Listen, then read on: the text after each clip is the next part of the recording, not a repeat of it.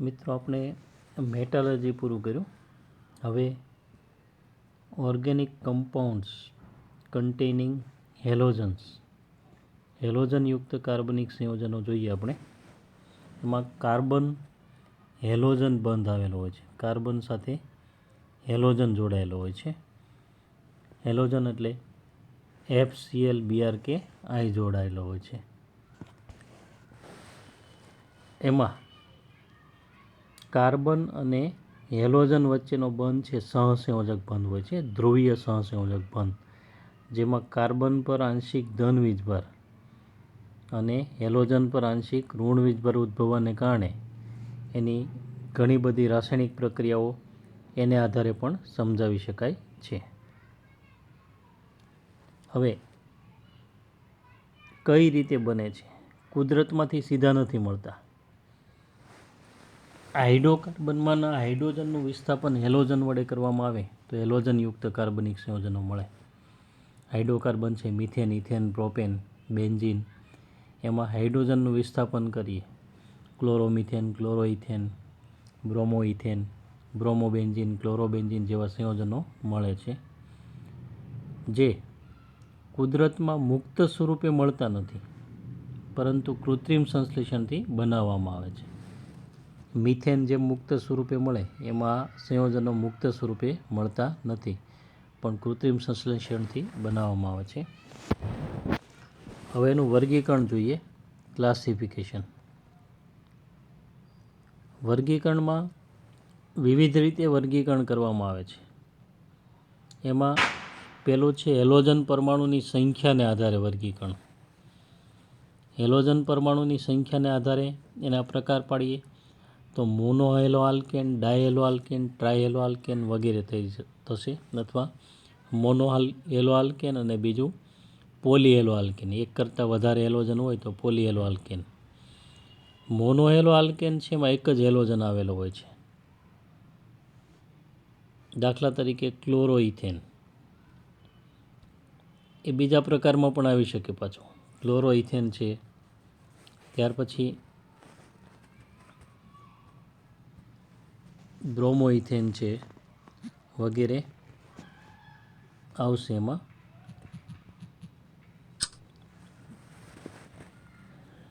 ક્લોરોઇથેન, ક્લોરોબેન્ઝીન છે વગેરે લઈ શકાય.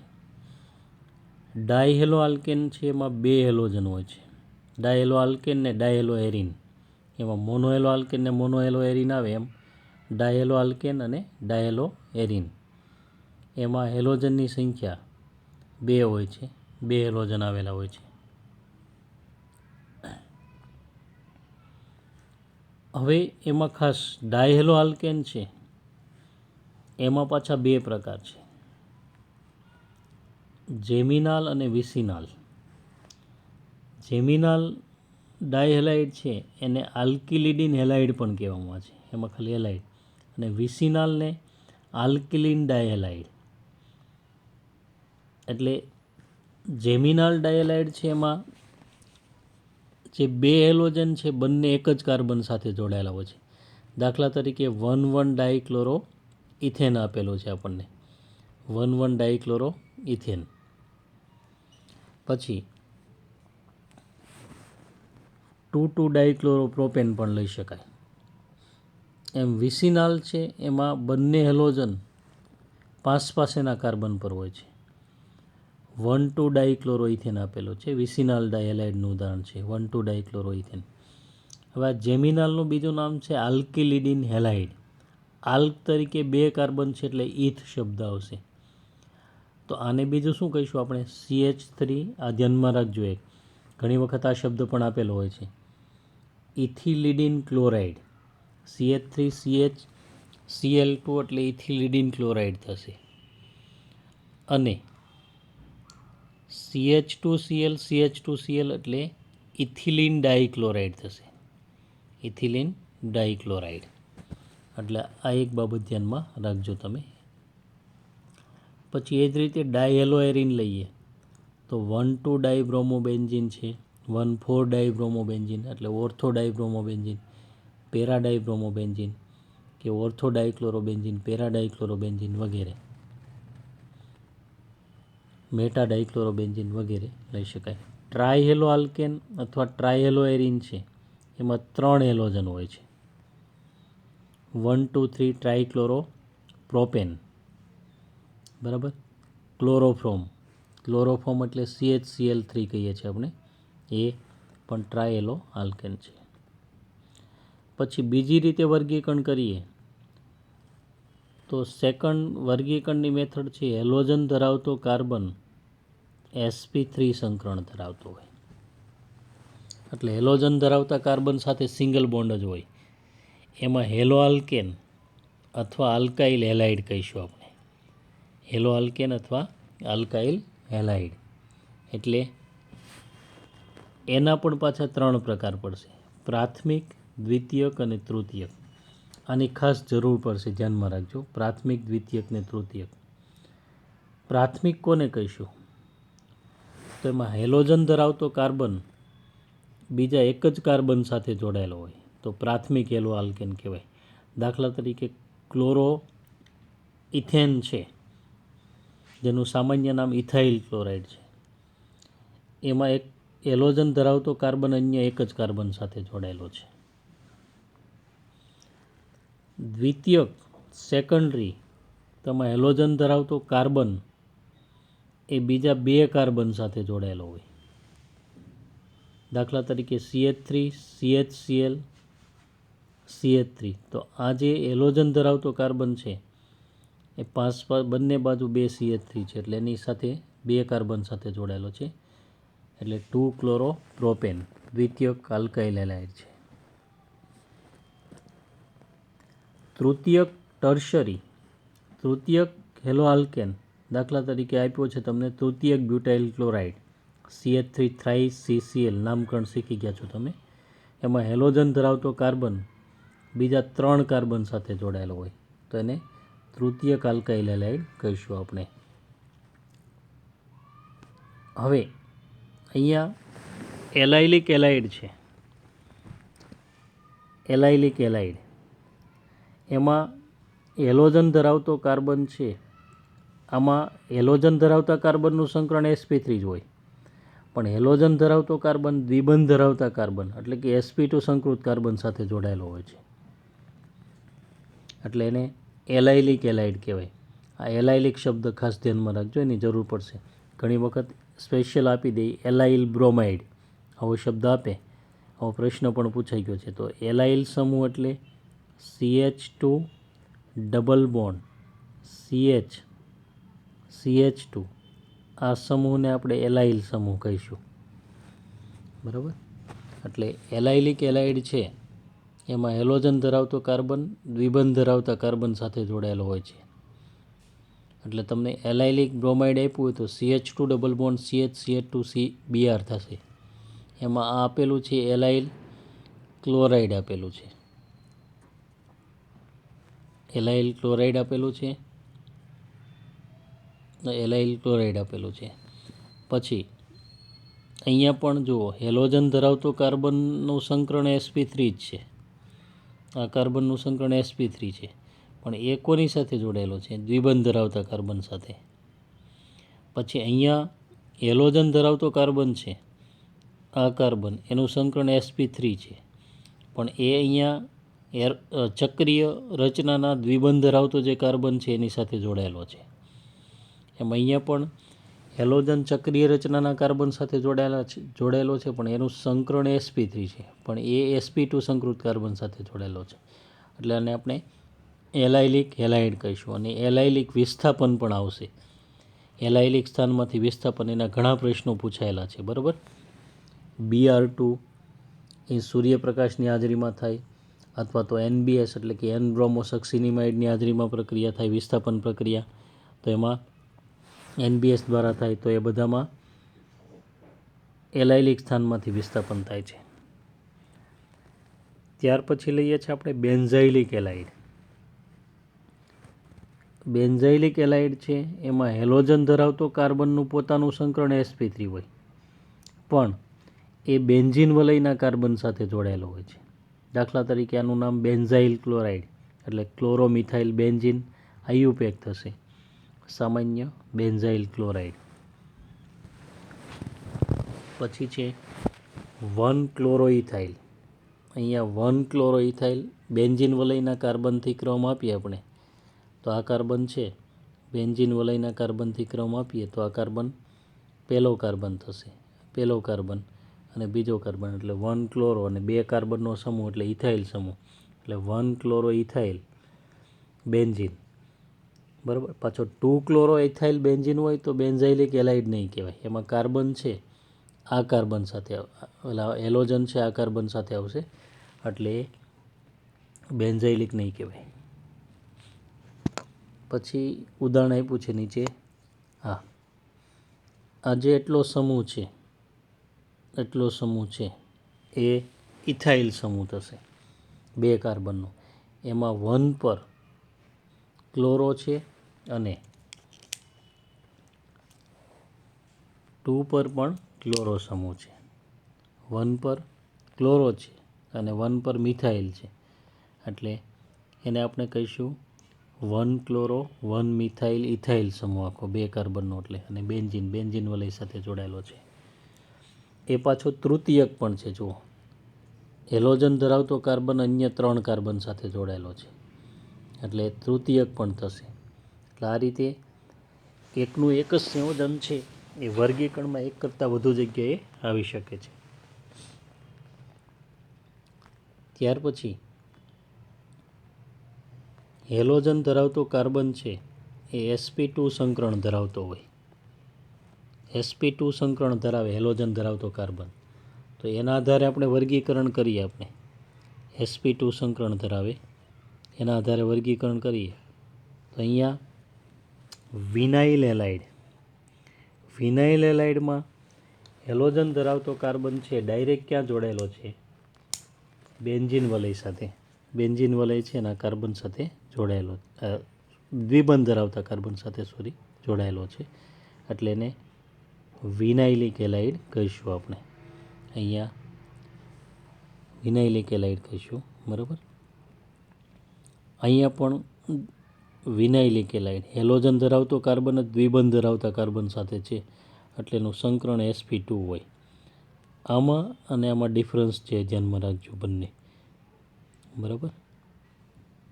પછી એરાઇલ એલાઇડ છે એમાં અથવા તો હેલોએરિન કહીશું. એમાં હેલોજન ધરાવતો કાર્બન છે એ બેન્ઝીન વલયના કાર્બન સાથે જોડાયેલો હોય છે.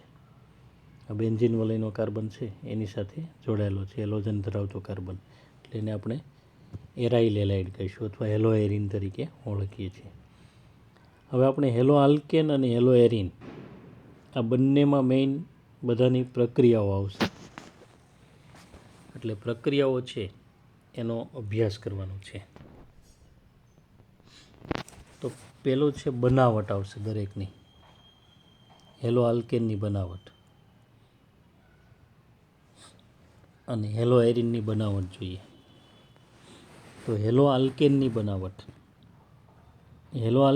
બનાવટ પેલું છે આલ્કોહોલમાંથી હેલો આલ્કેનની બનાવટ. આલ્કોહોલમાંથી હેલો આલ્કેન બનાવવો હોય તો ક્લોરો OHનું વિસ્થાપન હેલોજન વડે કરીએ છીએ આપણે, ClBr કે I વડે આપણે વિસ્થાપન કરીએ. બરાબર. એટલે RX બનશે એટલે હેલોજન વડે વિસ્થાપન થાય. હવે એમાં ક્લોરિન વડે વિસ્થાપન કરવું હોય તો શુષ્ક HCl વાયુ પસાર કરવામાં આવે અથવા તો નિર્જળ ઝિંક ક્લોરાઇડની હાજરીમાં HClની પ્રક્રિયા થાય એટલે OHનું વિસ્થાપન Cl વડે થવાથી આલ્કોહોલમાંથી શું બનશે? Hello alkane. અને આ પ્રક્રિયાને આપણે લ્યુકાસ કસોટી તરીકે ઓળખીશું. લ્યુકાસ કસોટી તમે ભણી ગયા છો, પ્રાથમિક, દ્વિતીયક અને તૃતીયક આલ્કોહોલની પરખ માટે થાય છે. પ્રાથમિક આલ્કોહોલ, દ્વિતીયક આલ્કોહોલ અને તૃતીયક આલ્કોહોલ. જેમ હેલો આલ્કેનમાં આપણે વર્ગીકરણ કર્યું પ્રાથમિક, દ્વિતીયક ને તૃતીયક, એમ આલ્કોહોલમાં પણ પ્રાથમિક, દ્વિતીયક ને તૃતીયક. આ પ્રક્રિયા છે આ તૃતીયક આલ્કોહોલ સાથે ઝડપી હોય છે. તૃતીયક આલ્કોહોલ સાથે ઝડપી હોય, દ્વિતીયક આલ્કોહોલ સાથે ધીમી બને છે અને પ્રાથમિક આલ્કોહોલ સાથે મુશ્કેલ હોય છે. એટલે અહીંયા આપેલ આલ્કોહોલનો નમૂનો છે એમાં HCl અને નિર્જળ ZnCl2નું મિશ્રણ ઉમેરીને સહેજ ગરમ કરવાનું. જો તરત જ તેલી બિંદુ મુક્ત થતા હોય તો એ આલ્કોહોલ તૃતીયક આલ્કોહોલ હોય, કારણ કે એની સાથે પ્રક્રિયા ઝડપી હોય છે. 5 મિનિટમાં મિશ્રણ દૂધિયું બને તો એ દ્વિતીયક આલ્કોહોલ હોય છે, અને પ્રક્રિયા થયા વગર મિશ્રણ ચોખ્ખું રહે તો પ્રાથમિક આલ્કોહોલ હોય. એટલે તમારે આવા ઓપ્શન, તમને આવા હિન્ટ આપેલી કે 5 મિનિટમાં ટર્બિડિટી આવે છે, એટલે કે મિશ્રણ દૂધિયું બને છે, આ બધી તો આગળનો પ્રક્રિયક ઓળખો, એવા બધા પ્રક્રિયા, એટલે આ બધી બાબતો ધ્યાનમાં રાખવી પડે તમારે. હવે બ્રોમો આલ્કેન બનાવવો હોય આપણે, બ્રોમો આલ્કેન, તો HBr કે H2SO4 એની સાથે રિફ્લક્સ કરવામાં આવે, અથવા તો KBr અને સાંદ્ર H2SO4 સાથેને મિશ્ર કરીને હલાવીએ એટલે બ્રોમો આલ્કેન બને છે. અને આયોડો આલ્કેન બનાવવો હોય તો એ સરળ છે, એમાં ખાલી HI જોઈએ, HI સાથે હલાવવામાં આવે અને રિફ્લક્સ કરવામાં આવે, અથવા તો KI અને H3PO4નો ઉપયોગ કરીએ તો આપણને આયોડો આલ્કેન મળે છે. બરાબર.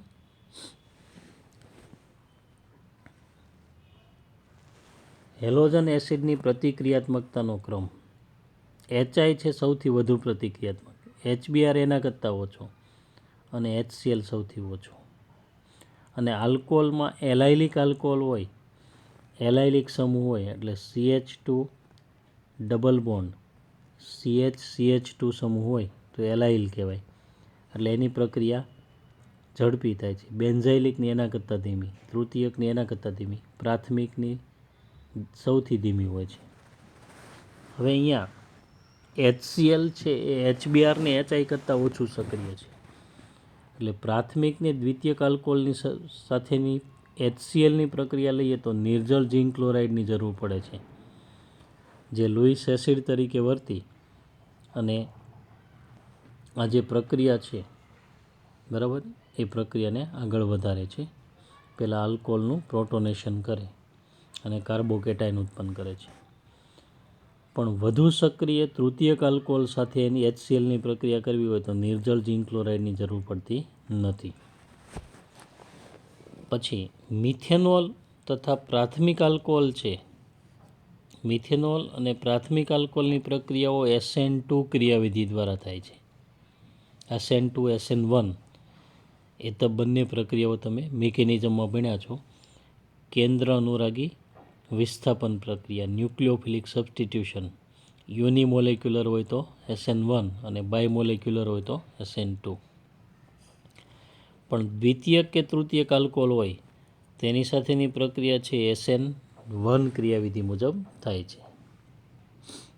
હવે આ પ્રક્રિયા છે એમાં કાર્બોકેટાઇન બને છે, ખાસ ધ્યાનમાં રાખજો. કાર્બોકેટાઇન બનતો હોય તો કાર્બોકેટાઇનની પુનઃ ગોઠવણી શક્ય હોય તો પહેલાં પુનઃ ગોઠવણી થાય, એટલે આપણે જે ધારતા હોય એ નીપજ મળતી નથી. આવા પ્રશ્નો પણ પૂછાઈ ગયા છે. કાર્બોકેટાઇનની રીએરેન્જમેન્ટ થઈ અને એક અલગ જ નીપજ મળે છે. દાખલા તરીકે 3મિથાઇલ બ્યુટેન 2ઓલ છે, તો HCl સાથે પ્રક્રિયા કરીએ તો OHને બદલે Cl આવે તો 2-ક્લોરો 2મિથાઇલ બ્યુટેન મળવું જોઈએ, પણ હકીકતમાં શું મળે છે? 3-ક્લોરો, એટલે 2-ક્લોરો 2મિથાઇલ બ્યુટેન, 2-ક્લોરો 3મિથાઇલ બ્યુટેન મળવું જોઈએ, પણ 2-ક્લોરો 2મિથાઇલ બ્યુટેન મળે છે. કારણ કે આ જે આલ્કોહોલ લીધો આપણે, પહેલાં એનું અહીંયા H+ ઉમેરાય, OH સાથે H+ ઉમેરાય, આ H+ છે OH સાથે ઉમેરાય અને પછી ત્યાંથી પાણીનો અણુ દૂર થઈ અહીંયા આ ઇલેક્ટ્રોન યુગ્મ લઈને છૂટો પડે એટલે કાર્બોકેટાઇન બને. પણ આ કાર્બોકેટાઇન કેવો છે? દ્વિતીયક કાર્બોકેટાઇન છે. કાર્બોકેટાઇનનું વર્ગીકરણ ભણી ગયા છો તમે. આ દ્વિતીયક કાર્બોકેટાઇન બને છે. એ દ્વિતીયક કાર્બોકેટાઇન હાઇડ્રાઇડ શિફ્ટ દ્વારા, હાઇડ્રાઇડ શિફ્ટને મિથાઇલ શિફ્ટ શીખ્યા છો ત્યાં, આ જે હાઇડ્રાઇડ શિફ્ટ થાય એટલે અહીંથી સ્થાનાંતર પામે H- તરીકે, આ ધન વીજભારિત કાર્બન પર જાય અહીંયા, એટલે આ કાર્બન ધન વીજભારિત બને, આ બીજો કાર્બન, એટલે એ તૃતીયક કાર્બોકેટાઇન બને.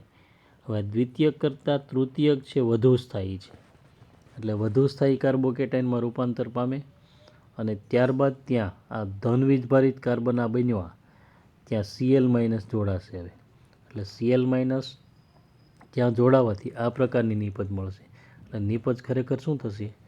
2 ક્લોરો 2 મિથાઇલ બ્યુટેન મુખ્ય નિપજ મળશે, નહીં કે 2 ક્લોરો 3 મિથાઇલ બ્યુટેન. એટલે આ ખાસ ધ્યાનમાં રાખજો. જ્યાં પણ કાર્બોકેટાઇન બનતો હોય ત્યાં કાર્બોકેટાઇનમાં રીઅરેન્જમેન્ટ પોસિબલ હોય તો પહેલાં એ રીઅરેન્જમેન્ટ વિચારવાની. પછી આલ્કોહોલમાંથી બનાવટની બીજી મેથડ, આલ્કોહોલની હેલોજન ફોસ્ફરસ હેલાઇડ સાથેની પ્રક્રિયા. PX3 કે PX5 પ્રકારના હેલાઇડ હોય, PCl3 કે PBr3 લઈએ કે PI3 લઈએ તો 3 મોલ આલ્કોહોલ જોઈએ. એમાં OH ને બદલે હેલોજન આવશે.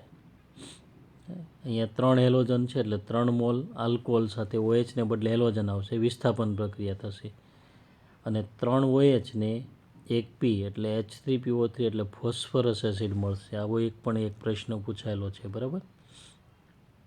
અન્ય નિપજ બીજી કઈ મળે છે? ફોસ્ફરસ એસિડ H3PO3 અથવા આપણે એને ઓર્થોફોસ્ફરસ એસિડ કહીએ છીએ. પણ PCl5 લઈએ તો 1 મોલ આલ્કોહોલની PCl5 સાથે પ્રક્રિયા થાય એટલે OH ને બદલે OHનું વિસ્થાપન Cl વડે થશે, POCl3 ને HCl મળશે, ફોસ્ફરસ ઓક્સીક્લોરાઇડ અને HCl મળશે. પછી થાયોનિલ ક્લોરાઇડ એટલે કે SOCl2 સાથે આલ્કોહોલની પ્રક્રિયાથી પણ હેલો આલ્કેન બને છે, બરાબર. આ પદ્ધતિને ડાર્જન્સ પ્રોસેસ તરીકે ઓળખવામાં આવે છે. ક્યારેક પ્રક્રિયાઓના નામ પણ પૂછાય છે, એટલે ધ્યાનમાં રાખજો. ડાર્જન્સ પ્રોસેસ તરીકે ઓળખવામાં. વિલિયમસન સંશ્લેષણવાળો પ્રશ્ન આવે છે, એ પદ્ધતિ આવે છે, એનો પ્રશ્ન પદ્ધતિનું નામ પૂછાયેલું છે 2 વખત. તો અહીંયા ડાર્જન્સ પ્રોસેસ, એમાં SOCl2 એટલે થાયોનિલ ક્લોરાઇડ સાથે આ આલ્કોહોલની પ્રક્રિયા થાય, પિરિડીન બેઝની હાજરીમાં પ્રક્રિયા થાય એટલે ક્લોરોઇથેન બને, SO2 ને HCl. તો આ પદ્ધતિને ડાર્જન્સ પ્રોસેસ કહેવામાં છે. આ પદ્ધતિથી ફક્ત ક્લોરો આલ્કેન જ બનાવી શકાય છે, બ્રોમો આલ્કેન કે આયોડો આલ્કેન બનાવી શકાતા નથી, કારણ કે SOBr2 ઓછો સ્થાયી છે અને SOI2 તો સ્થાયી જ નથી, એટલે અસ્તિત્વ ધરાવતો નથી. એટલે ફક્ત SOCl2 જ સ્થાયી છે, એટલે ક્લોરો આલ્કેન જ બનાવી શકાય છે, બ્રોમો આલ્કેન કે આયોડો આલ્કેન બનાવી શકાતા નથી. આલ્કોહોલમાંથી બનાવટની ચોથી પદ્ધતિ, આલ્કોહોલમાંથી હેલો આલ્કેન બનાવવા માટે રીડોન મેથડ પણ વપરાય છે. રીડોન મેથડમાં આલ્કોહોલની ટ્રાય ફિનોક્સાઇડ ફોસ્ફરસ સાથે પ્રક્રિયા થાય, C6H5 થ્રાઇસ P અને ક્લોરીન સાથે, એટલે હેલો આલ્કેન બને છે. ClPOOC6H5 ને ફિનોલ છૂટા પડે છે. મેઇન વસ્તુ આ છે. આ મેથડ અગત્યની નથી. હવે હેલો આલ્કેનની બનાવટની સેકન્ડ મેથડ, તો હેલો આલ્કેનની બનાવટની સેકન્ડ મેથડ એમાં આલ્કેનના હેલોજિનેશનથી, આલ્કેનનું હેલોજિનેશન કરીને પણ હેલો આલ્કેન બનાવી શકાય છે. દાખલા તરીકે મિથેનની ક્લોરીન સાથે પ્રક્રિયા કરીએ સૂર્યપ્રકાશની હાજરીમાં 250 થી 400 અંશ સેલ્સિયસ તાપમાને, તો ક્લોરોમિથેન બને છે. વધુ હેલોજિનેશન થાય સૂર્યપ્રકાશની હાજરીમાં મુક્તમૂલક વિસ્થાપન પ્રક્રિયા થાય એટલે ડાયક્લોરોમિથેન બને. પછી ટ્રાયક્લોરોમિથેન એટલે ક્લોરોફોર્મ બને અને છેલ્લે ટેટ્રાક્લોરોમિથેન એટલે કાર્બન ટેટ્રાક્લોરાઇડ બને છે. ક્રમશઃ હેલોજિનેશન થતું જાય એટલે આ નિપજો મળતી જાય છે. ખાસ અગત્યનું, મુક્તમૂલક વિસ્થાપન પ્રક્રિયા તમે ભણ્યા મિકેનિઝમમાં, તો આ પ્રક્રિયા મુક્તમૂલક ક્રિયાશીલ મધ્યસ્થી દ્વારા થાય છે અને આપેલ હેલોજન માટે હાઇડ્રોજનના વિસ્થાપનનો ક્રમ કયો છે? એલાઇલિક હાઇડ્રોજનનું વિસ્થાપન સૌથી સરળતાથી થાય. પછી તૃતીયક, પછી દ્વિતીયક, પ્રાથમિક અને મિથાઇલમાંથી સૌથી મુશ્કેલ.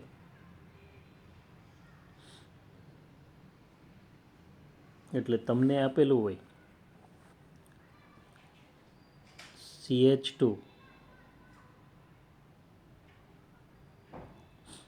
ડબલ બોન્ડ CH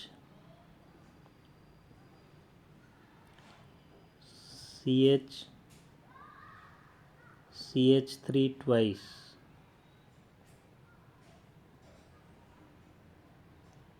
આમ આપેલું હોય, અને ક્લોરીન સાથે પ્રક્રિયા સૂર્યપ્રકાશની હાજરીમાં, તો Hનું વિસ્થાપન Cl વડે થશે. Hનું વિસ્થાપન કોના વડે થશે? Cl વડે. તો અગત્યનું એ છે કે કયા Hનું વિસ્થાપન Cl વડે થશે. અહીંયા H છે, અહીંયા H છે, અહીંયા H છે, આ H. તો આ જે H છે એ તૃતીયક છે અને એલાઇલિક છે, એટલે અહીંથી Hનું વિસ્થાપન Cl વડે થશે. એટલે આ બાબત ખાસ ધ્યાનમાં રાખવાની છે અહીંયા, બરાબર. આ રીતે હેલોજિનેશન થાય છે. હવે આપેલ હેલોજન માટે આપેલ પ્રક્રિયા માટે હેલોજનની પ્રતિક્રિયાત્મકતાનો ક્રમ કયો છે? ફ્લોરિન સૌથી વધુ પ્રતિક્રિયાત્મક છે આ પ્રક્રિયા માટે. ક્લોરિન એના કરતાં ઓછો, બ્રોમિન એના કરતાં ઓછો, આયોડિન સૌથી ઓછો. એમાં આયોડિનેશન કરીએ આપણે તો આ પ્રક્રિયા પ્રતિવર્તી છે, એટલે નીપજ ઓછી મળે. તો HiO3 કે HNO3 જેવા ઓક્સિડેશન કરતા વપરાય છે. ઓક્સિડેશન કરતાનો ઉપયોગ કરવાથી શું કરે? આ ઓક્સિડેશન કરતાં જે અહીંયા HI ઉત્પન્ન થાય પ્રતિવર્તી પ્રક્રિયામાં, એ HIનું I2માં ઓક્સિડેશન કરી નાખે છે, અને એને કારણે HIની સાંદ્રતા ઘટે આની, અને I2ની સાંદ્રતા વધે. એટલે શટલીયના સિદ્ધાંત પ્રમાણે આ સંતુલન પુરોગામી દિશામાં આગળ વધે, એટલે આપણને વધુ નીપજ પ્રાપ્ત થાય છે. એટલા માટે આ પ્રક્રિયા HiO3 કે HNO3ની હાજરીમાં કરવામાં આવે છે. ફ્લોરિન વધુ સક્રિય છે, એટલે સીધું આલ્કિનેશન કરવામાં આવતું, એટલે ફ્લોરિનેશન કરવામાં આવતું નથી, બરાબર. પણ ફ્લોરાઇડ અન્ય પદ્ધતિથી મેળવવામાં આવે છે, શ્વાર્ટ્ઝ પદ્ધતિથી. એ પ્રશ્ન પણ પૂછાયેલો છે. પછી ત્રીજી મેથડ છે હેલોજન વિનિમય દ્વારા. આમાં હેલો આલ્કેનમાંથી હેલો આલ્કેન જ બનાવવો છે, પણ ક્લોરાઇડ કે બ્રોમાઇડ હોય એની આયોડાઇડ બનાવવો હોય તો સોડિયમ આયોડાઇડ સાથે એસિટોનની હાજરીમાં પ્રક્રિયા થાય, અને આ પ્રક્રિયા છે ફિંકલસ્ટેઇન પ્રક્રિયા તરીકે ઓળખાય છે. પ્રક્રિયાનું નામ પૂછાયેલું છે, બરાબર, એટલે ધ્યાનમાં રાખજો. ફિંકલસ્ટેઇન પ્રક્રિયા તરીકે ઓળખાય છે. ક્લોરો આલ્કેન કે બ્રોમો આલ્કેનમાંથી આયોડો આલ્કેન બનાવવો હોય તો શું કરવામાં આવે છે? તો NaI સાથે એસિટોનની હાજરીમાં પ્રક્રિયા કરવામાં આવે છે, અને એ પ્રક્રિયાને આપણે ફિંકલસ્ટેઇન પ્રક્રિયા તરીકે ઓળખીશું. આવી જ ફ્લોરો આલ્કેન બનાવવા માટે શ્વાર્ટ્ઝ પ્રક્રિયા ઉપયોગી છે. તો બીજી લઈએ શ્વાર્ટ્ઝ પ્રક્રિયા. શ્વાર્ટ્ઝ પ્રક્રિયામાં બ્રોમો આલ્કેન કે ક્લોરો આલ્કેન છે એની સિલ્વર ફ્લોરાઇડ, Hg2F2 એટલે મર્ક્યુરસ ફ્લોરાઇડ, કોબાલ્ટ ફ્લોરાઇડ કે SbF3 એટલે એન્ટીમની ફ્લોરાઇડ જેવા ધાત્વિક ફ્લોરાઇડ સાથે પ્રક્રિયા થાય, ફ્લોરિનેશન. એટલે અહીંયા Brનું વિસ્થાપન F વડે, અહીંયા Clનું વિસ્થાપન F વડે.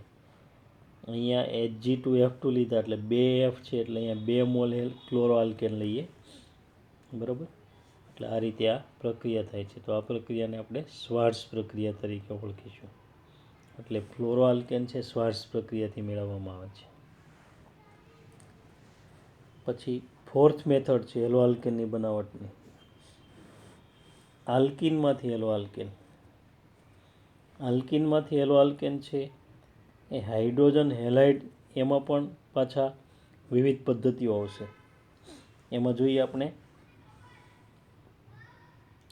હાઇડ્રોજન હેલાઇડ સાથે યોગશીલ પ્રક્રિયા થાય. આલ્કિન છે, દાખલા તરીકે ઇથિન, એની HCl સાથે યોગશીલ પ્રક્રિયા થાય તો દ્વિબંધમાંનો પાઇ બંધ તૂટે, એક કાર્બન સાથે H જોડાય, બીજા કાર્બન સાથે Cl, એટલે CH3CH2Cl ક્લોરો ઇથેન બનશે. પણ બે નિપજ મળવાની શક્યતા હોય ત્યારે માર્કોનિકો કે પ્રતિ માર્કોનિકોના નિયમ પ્રમાણે નિપજ મળે છે. આ નિયમ પણ શીખી ગયા છો તમે. બે નિપજ મળવાને આલ્કિનના ગુણધર્મોમાં હાઇડ્રોકાર્બનમાં અહીંયા પ્રોપીન છે એની HBr સાથે પ્રક્રિયા થાય તો બે પોસિબિલિટી છે. આ વચ્ચેનો કાર્બન છે ત્યાં હેલોજન જોડાય અને છેડાના કાર્બન પર હાઇડ્રોજન જોડાય, અથવા એનાથી ઉલટું, વચ્ચે હાઇડ્રોજન ને છેડે હેલોજન. છેડે હેલોજન આવે તો 1 ક્લોરોપ્રોપેન મળે, HCl હોય તો, HBr હોય તો 1 બ્રોમોપ્રોપેન, અને વચ્ચે જોડાય તો 2 બ્રોમોપ્રોપેન મળે. તો અહીંયા પેરોક્સાઇડની ગેરહાજરીમાં પ્રક્રિયા કરીએ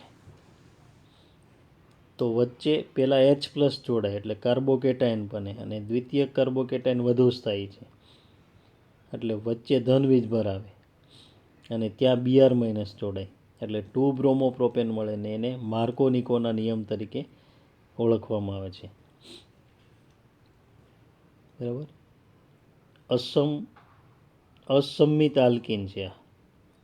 અસંમિત આલ્કિન કહેવાય. દ્વિબંધની બંને બાજુ સરખી નથી એટલે અસંમિત આલ્કિનની અસમ પ્રક્રિયક સાથેની યોગશીલ પ્રક્રિયામાં પ્રક્રિયકનો વધુ વિદ્યુતઋણ ઘટક એટલે કે Br અહીંયા ઓછા હાઇડ્રોજન ધરાવતો ઇથિલિનિક કાર્બન છે એટલે આ વચ્ચેનો કાર્બન એની સાથે જોડાય તે રીતે મુખ્ય નિપજ મળે છે, જે આપણે માર્કોનિકોના નિયમ તરીકે ઓળખીએ છીએ.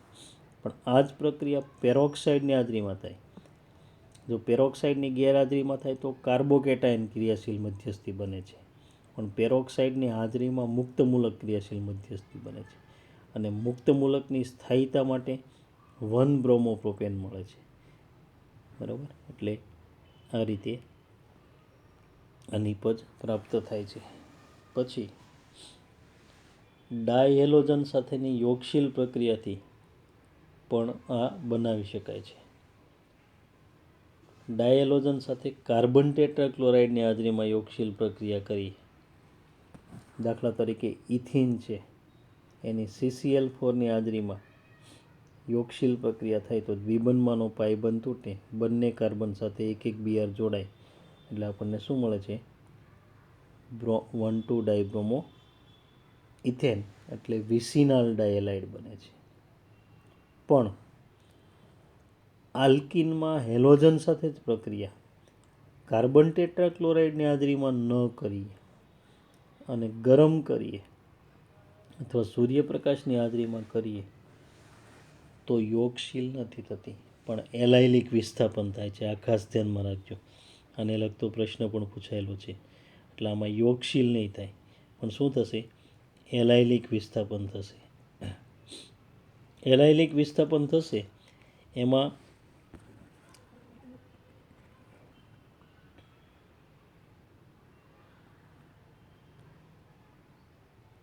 આ કાર્બન છે, આ કાર્બન એલાઇલિક કાર્બન કહેવાશે. ત્યાંથી Hનું વિસ્થાપન Cl વડે થશે.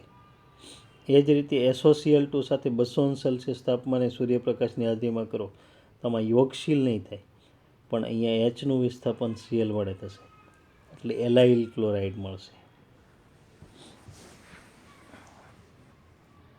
આલ્કિનની NBS સાથે પ્રક્રિયા. NBS એટલે N બ્રોમો સક્સિનિમાઇડ. આ સક્સિનિમાઇડ છે. સક્સિનિક એસિડમાંથી એમોનિયા સાથેની પ્રક્રિયાથી બને સક્સિનિમાઇડ. એટલે સક્સિનિમાઇડમાં અહીંયા જે H આવેલો છે, આ H એને બદલે Br આવે તો એને N બ્રોમો સક્સિનિમાઇડ કહેવાય.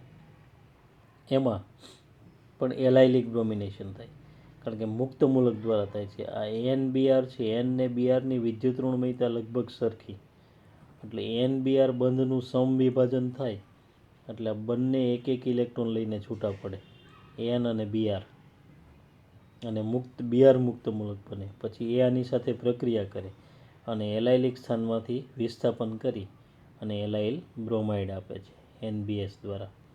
બરાબર. એટલે આ એક ધ્યાનમાં રાખજો, N બ્રોમો સક્સિનિમાઇડ. આ પ્રક્રિયાઓ મુક્ત મૂલક ક્રિયાશીલ મધ્યસ્થી દ્વારા થાય છે, એલાઇલિક વિસ્થાપન.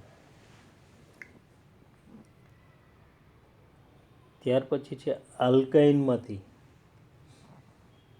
હેલો આલ્કેનની બનાવટ. આલ્કાઇનમાંથી જેમિનલ ડાયલાઇડ બનાવી શકાય છે.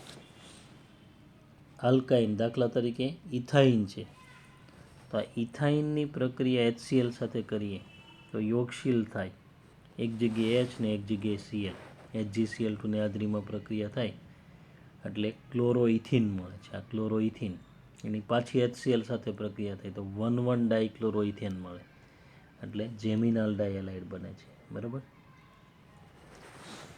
ઇથરની હાઇડ્રોજન એલાઇડ સાથે, આ ઇથરવાળો ટોપિક ભણીશું, આલ્કોહોલ ફિનોલ ઇથરવાળા યુનિટમાં એ પણ આવશે.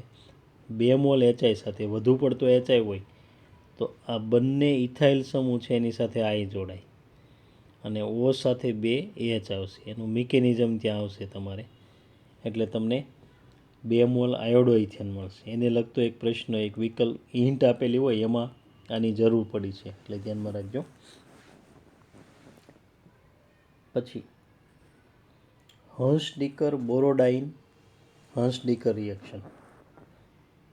હંસ-ડીકર બોરોડાઇન હંસ-ડીકર રિએક્શન છે એમાં કાર્બોક્સિલિક એસિડના સિલ્વર ક્ષારની બ્રોમિન સાથે પ્રક્રિયા થાય કાર્બન ટેટ્રાક્લોરાઇડની હાજરીમાં એટલે હેલો આલ્કેન બને.